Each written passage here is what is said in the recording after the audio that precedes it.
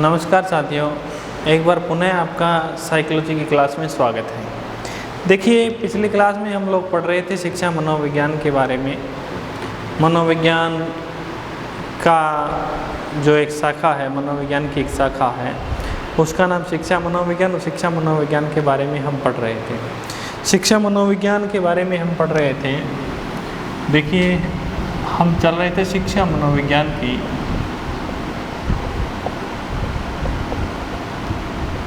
शिक्षा मनोविज्ञान के बारे में हम पढ़ रहे थे। तो शिक्षा मनोविज्ञान में हमने पढ़ा था कि शिक्षा मनोविज्ञान, सबसे इम्पोर्टेंट बात है शिक्षा मनोविज्ञान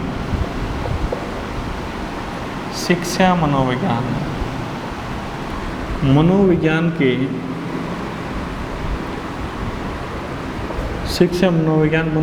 के सिद्धांतों एवं शिक्षण विधियों पर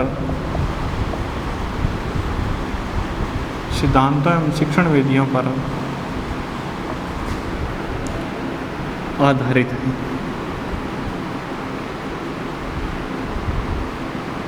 ये बात ध्यान रखना। शिक्षा मनोविज्ञान जो है वो मनोविज्ञान के सिद्धांत और शिक्षण विधियों पर आधारित है। ये बात मानने वाले कोलसेनिक हैं। अब इसकी ये परिभाषा मान लो या फिर उसको आप अलग रूप से याद रख लो। ये विचार जो था वो कोलसेनिक का था कि शिक्षा मनोविज्ञान है, वो मनोविज्ञान के सिद्धांत और शिक्षण विधियों पर आधारित है। और ये ही बात कहने वाले एडवर्ड ली थॉर्नडाइक थे।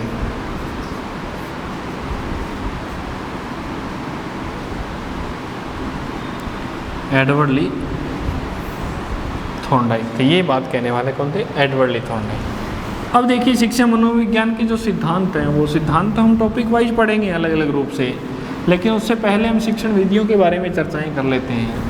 शिक्षण विधियों के बारे में चर्चाएं करते हैं तो शिक्षा मनोविज्ञान, अब हम यहाँ टॉपिक लगाते हैं शिक्षा मनोविज्ञान की शिक्षण विधियाँ। शिक्षा मनोविज्ञान की शिक्षण विधियाँ। शिक्षण विधियों को दो रूपों में रखा जाता है साथियों। कितने रूपों में? दो रूपों में। हमने यहाँ से चर्चाएं करनी है। पिछली क्लास में हमने यहाँ तक छोड़ा था। एक तो है आत्मनिष्ठ विधियाँ। आत्मनिष्ठ विधियाँ। दूसरी है वस्तुनिष्ठ विधियाँ। आत्मनिष्ठ विधियाँ और दूसरी कौन सी है? वस्तुनिष्ठ विधियाँ।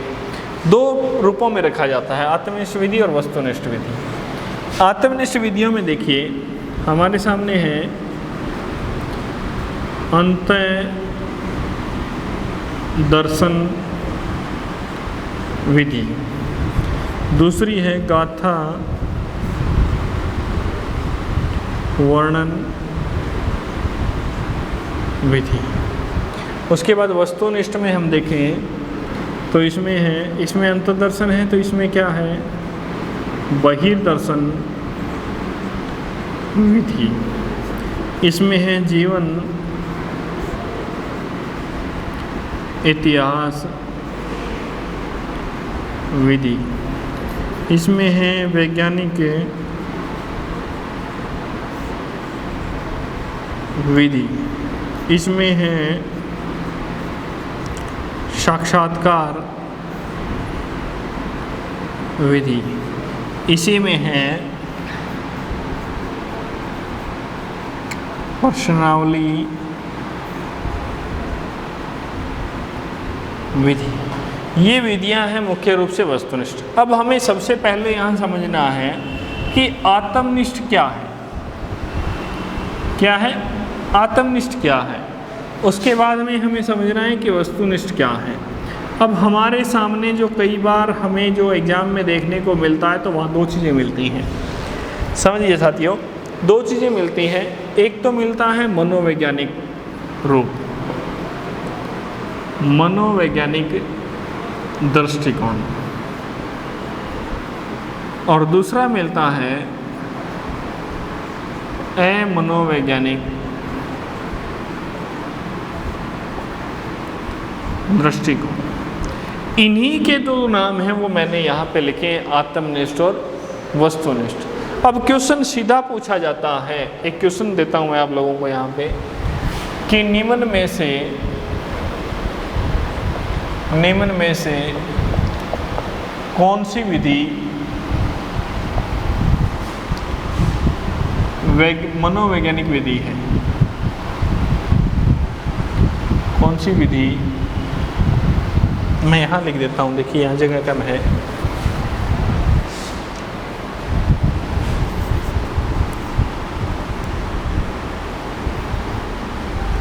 निम्न में से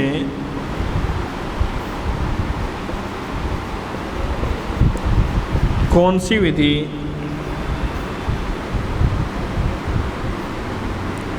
मनोवैज्ञानिक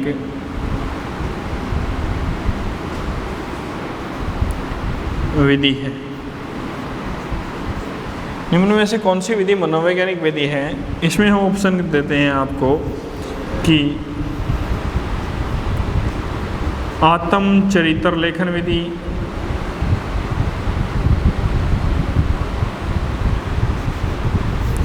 बी है व्याख्यान विधि, सी है आदर्शात्मक विधि और डी है मूल्यांकन आधारित विधि। इन विधियों के बारे में हम चर्चाएं करें। ऐसे क्वेश्चन आप लोगों के सामने कई बार देखने को मिलते हैं कि निम्न में से कौन सी विधि मनोवैज्ञानिक है। अब हमें सबसे पहले इस क्वेश्चन के ऊपर देखिए, इस क्वेश्चन पे हम चर्चाएं करें कि इस क्वेश्चन पे चर्चाएं करने से पहले हमें दो शब्दों के बारे में समझना होगा। एक तो हमारे पास शब्द है मनोवैज्ञानिक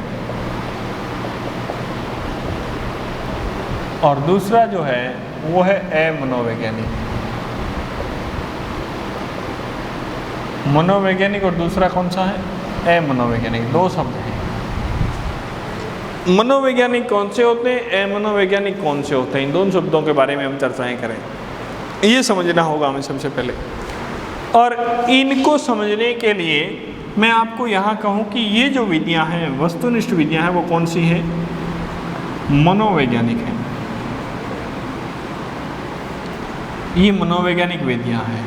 और ये कौन सी है, आत्मनिष्ठ जो है, ये अमनोवैज्ञानिक विधियाँ हैं।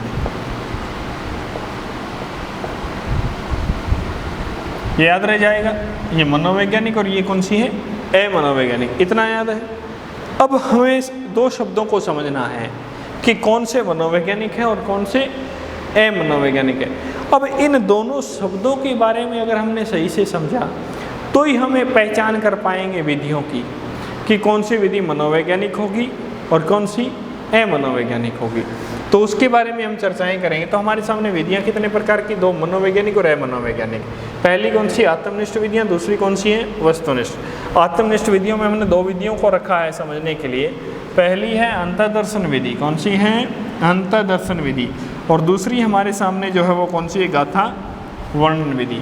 उधर वस्तुनिष्ठ की अगर हम बात करें तो पहली है हमारे सामने बहिर्दर्शन विधि, दूसरी है जीवन इतिहास विधि, तीसरी है वैज्ञानिक विधि और चौथी है साक्षात्कार विधि और पांचवी है इसमें प्रश्नावली विधि। इन विधियों, ये तो विधियां बताई मैंने, इनमें से एक एक विधि के बारे में हम चर्चाएं करेंगे। लेकिन चर्चाएं करने से पहले हम इन दो शब्दों के बारे में समझेंगे कि मनोवैज्ञानिक क्या है, अमनोवैज्ञानिक क्या है। इन दोनों शब्दों के बारे में हम गहनता से चर्चा करेंगे। देखिए,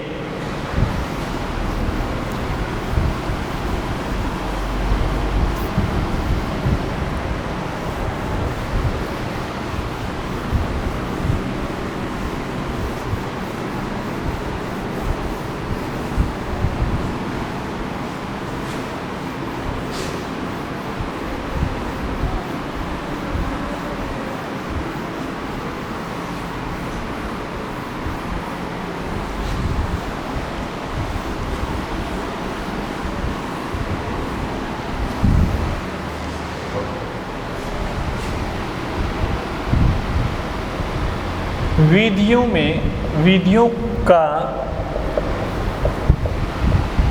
स्पष्टीकरण मनोवैज्ञानिक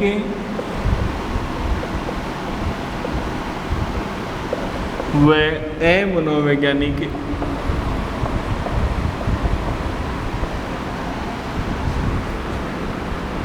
आधार पर। विधियों का स्पष्टीकरण मनोवैज्ञानिक और अमनोवैज्ञानिक आधार पर। अब देखो, मनोवैज्ञानिक के बारे में हम चर्चाएं करते हैं। पहले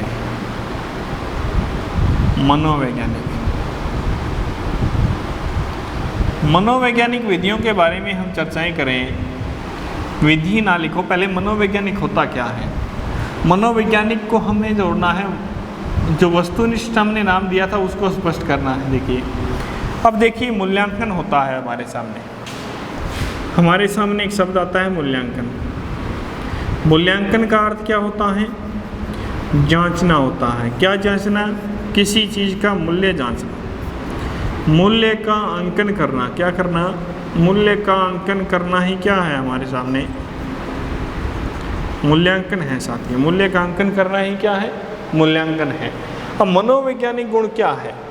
जिसको हम जांच सकें, जिसका हम मूल्य निर्धारित कर सकें, जिस मूल्य का अंकन कर सकें, वही तो मनोवैज्ञानिक है।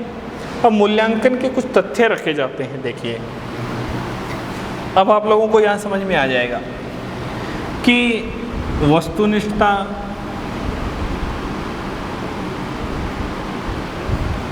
वैधता, थोड़ा साफ लिख देता हूँ। देखिए,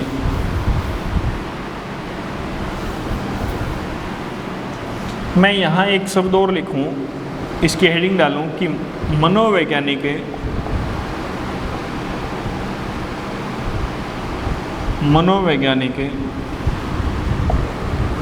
विधियों के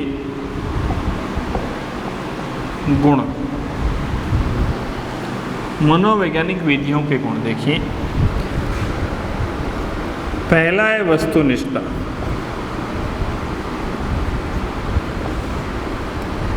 दूसरा है विश्वसनीयता।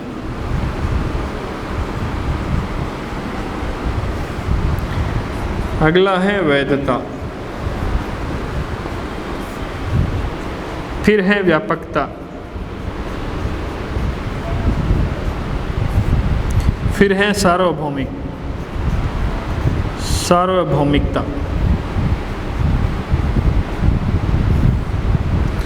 फिर है भविष्यवाणी।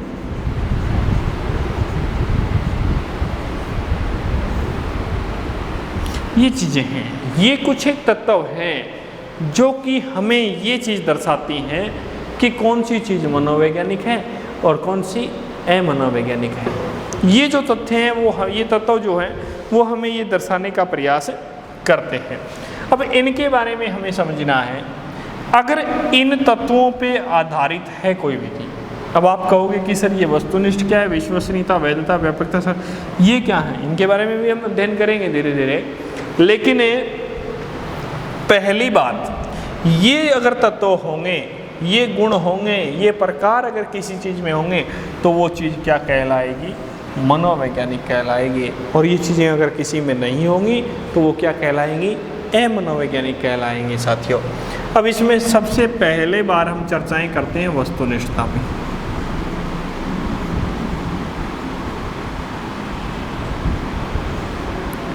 वस्तुनिष्ठता पे हम चर्चाएं करते हैं। तो वस्तुनिष्ठता क्या है? आप लोग बताइए, वस्तुनिष्ठता क्या है?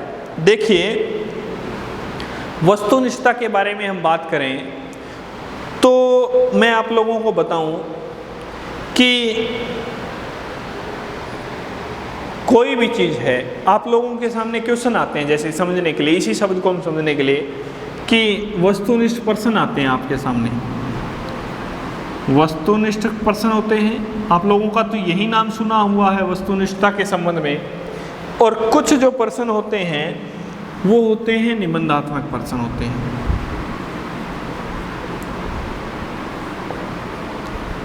ये चीज़ तो तुम लोगों ने सुनी है, अच्छे तरीके से सुनी है, वस्तुनिष्ठता और वस्तुनिष्ठ पर्सन और निबंधात्मक पर्सन। वस्तुनिष्ठ प्रश्न में क्या होता है, जैसे मैंने यहाँ एक क्वेश्चन डाला कि भारत की राजधानी क्या है, और उसमें आंसर मैंने डाला ए कोलकाता, बी चेन्नई, सी दिल्ली, डी चंडीगढ़। ये मैंने डाल दिए यहाँ पे कि भारत की राजधानी क्या है।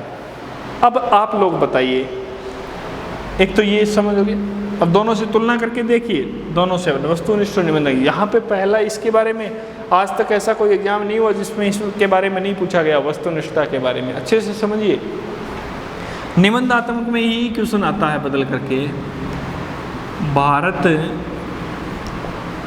की राजधानी दिल्ली के बारे में अपने विचार लिखिए। ये आंसर है, अपने विचार 500 शब्दों में लिखिए। आपने यहाँ से आंसर शुरू किया और ये 500 शब्दों में आपने लिख दिया। यहाँ पे हमारे पास जो बच्चे हैं वो टोटल कितने हैं, 50 बच्चे हैं। कितने स्टूडेंट हैं, 50 स्टूडेंट हैं। 50 स्टूडेंट को हमने ये भी क्वेश्चन दिया, ये भी। 50 में से मान के चलिए जितने विद्यार्थियों ने टिक किया, अगर सी पे किया दिल्ली तो सही है, 100% सही है, कोई किंतु परंतु नहीं है। और सही किस लिए है कि वस्तुनिष्ठ है। अब यहाँ पे आप लोगों ने लिखा 50 विद्यार्थी हैं तो 500 शब्दों में लिखना है, तो 50 विद्यार्थी जो होंगे उनके 50 तरह के आंसर होंगे, किसी का भी समान आंसर नहीं मिलेगा। अब यहाँ पे जो जांचने वाला है, मूल्यांकन करने वाला है, उसके मस्तिष्क में संशय रहता है कि किस आधार पे नंबर दिए जाएं। वस्तुनिष्ठता के आधार पे जो मार्क्स मिलेंगे वो यहाँ पे दूध का दूध और पानी का पानी हो जाता है। यहाँ पे निबंधात्मक जो स्वरूप है वो कहीं ना कहीं मनोवैज्ञानिकता के गुणों को दर्शाता है, और जो वस्तुनिष्ठ यानी वैज्ञानिकता के जो गुणों को दर्शाने वाला है वो वस्तुनिष्ठ स्वरूप है। आपने ये चीज़ें तो सुनी है कि वस्तुनिष्ठ क्या है और निबंधात्मक क्या है। जिस चीज़ को हमने सही किया, यानी हमने कहा कि दिल्ली, भारत की राजधानी दिल्ली है, वो हम कहीं पर भी दुनिया के किसी भी कोने में उसको पूछें, क्या ऐसा तो नहीं है कि मैंने कहा भी भारत की राजधानी दिल्ली है, आप लोगों को पता है, मेरे को पता है, और किसी को मत बताना भारत की राजधानी दिल्ली है, कहीं और कोई सुन लेगा तो पता नहीं क्या हो जाएगा। ऐसा तो नहीं है, ये तो वस्तुनिष्ठ है, हर कोई जानता है, हर क्षेत्र में, हर क्षेत्र विशेष में ये चीज़ लागू है, तो उसका क्या आंसर बदल पाएगा?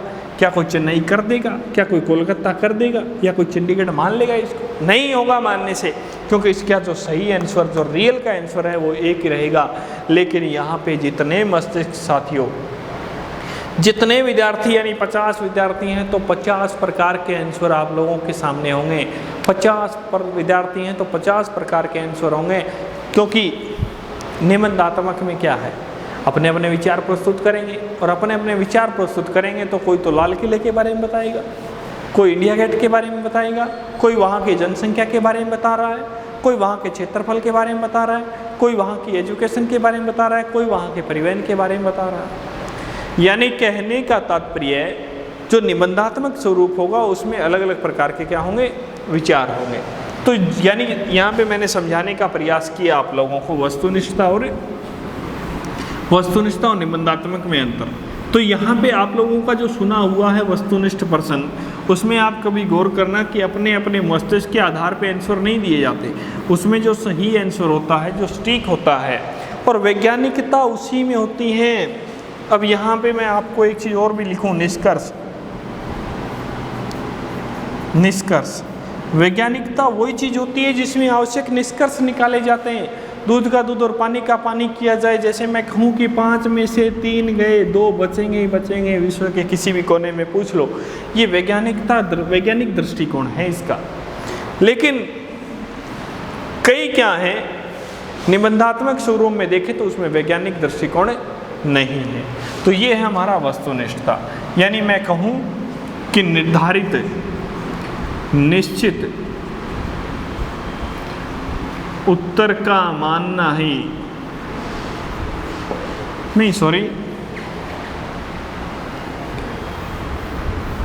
हाँ, निश्चित। अब मैं एक बात और कहूँ, यहाँ पे जो चीज़ हमने देखी, भारत की राजधानी क्या थी? दिल्ली। अब भारत की राजधानी दिल्ली है, इस क्वेश्चन को आप विश्व के किसी भी टीचर से पढ़वा लो, क्या बदल जाएगा?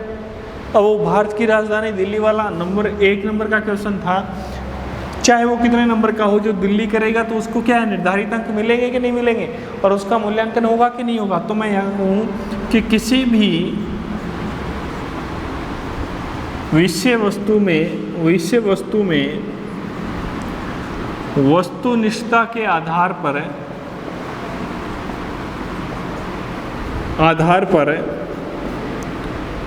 निश्चित मूल्यांकन में निश्चित अंकों का आना, चाहे वो किसी भी मूल्यांकनकर्ता से जांच किया हुआ हो।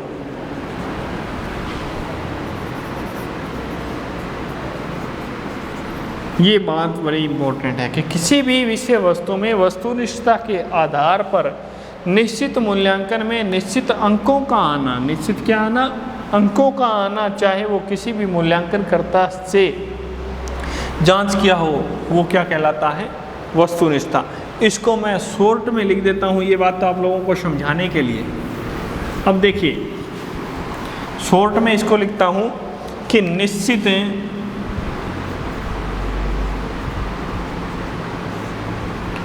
अंकों का आना, निश्चित अंकों का आना क्या है? वस्तुनिष्ठता। उसके बाद में हमारे पास दूसरा जो आता है वो आता है विश्वसनीयता।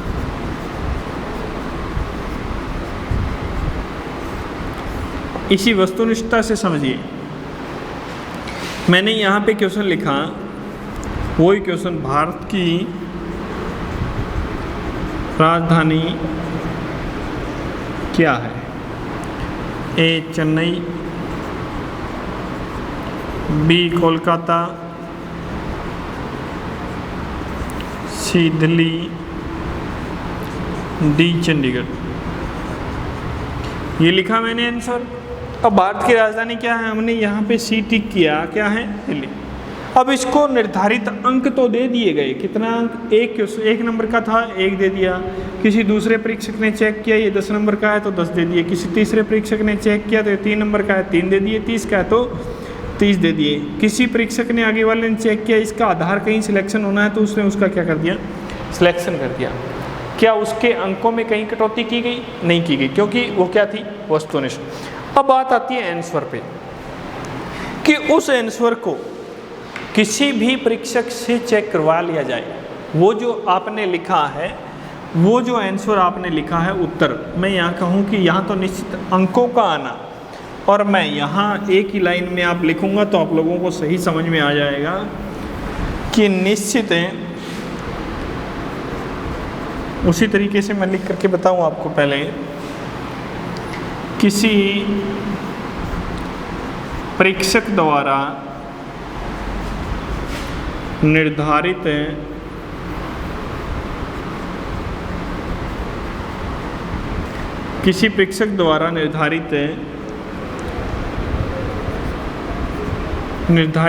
आंसर को, निर्धारित उत्तर को कहीं भी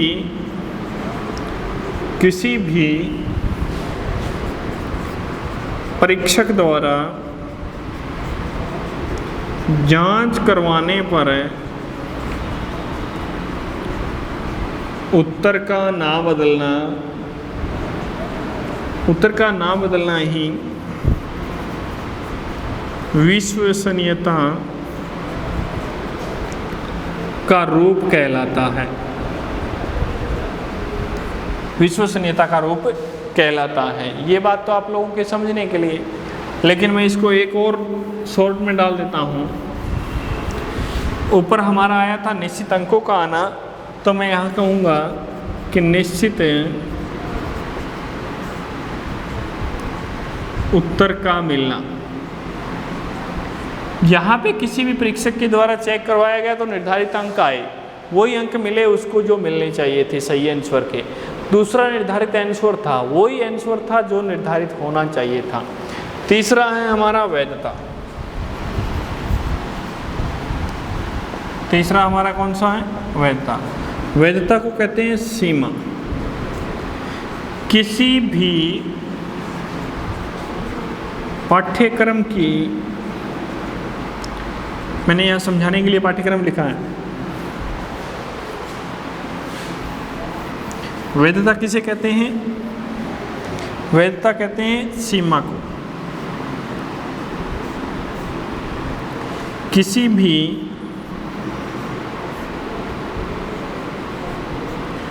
पाठ्यक्रम की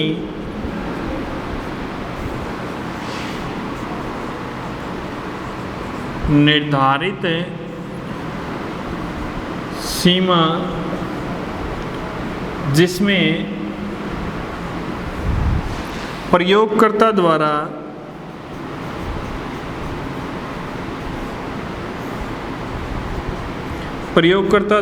प्रयोज्य से, जिसमें निर्धारित सीमा, जिसमें प्रयोगकर्ता द्वारा प्रयोज्य से निश्चित किए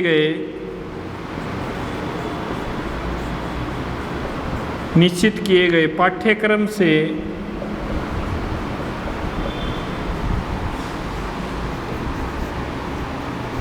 मूल्यांकन करना वैधता का रूप कहलाता है।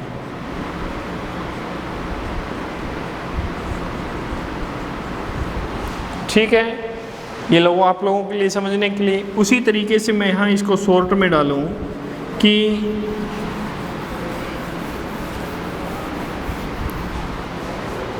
किसी भी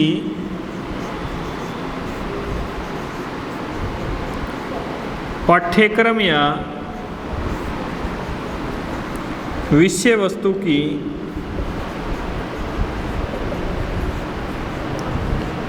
सीमा क्या कहलाती है? वैधता कहलाती है। अगली क्लास में मिलते हैं साथियों नई वीडियो के साथ। इसी में से जो आगे की हमारे जो रूप रहे हैं उनके बारे में हम अध्ययन करेंगे। धन्यवाद।